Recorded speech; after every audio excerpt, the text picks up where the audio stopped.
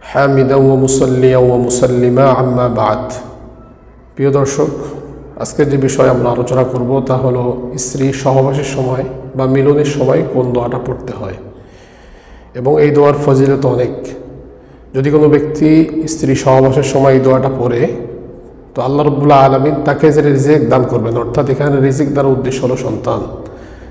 তাকে যে আল্লাহ রাব্বুল আলামিন সন্তান দান করবেন, ওই সন্তানকে শয়তান কোনো খারাপই করতে পারবে না, অর্থাৎ কোনো খারাপই তাকে স্পর্শ করতে পারবে না। উক্ত দোয়াটি হলো আল্লাহুম্মা জান্নিবিনাশ শাইতান ফাজান্নিবিশ শাইতান মা রাযাকতানা। আমি আবার বলছি, আল্লাহুম্মা জান্নিবিনাশ শাইতান ফাজান্নিবিশ শাইতান মা রাযাকতানা। আমরা উক্ত দোয়াটি স্ত্রী সহবাসের সময় পড়লে আল্লাহ রাব্বুল আলামিন অনেক ফজিলত দান করবেন। আমাদেরকে উক্ত দোয়াটি পড়ার তৌফিক দান করুক।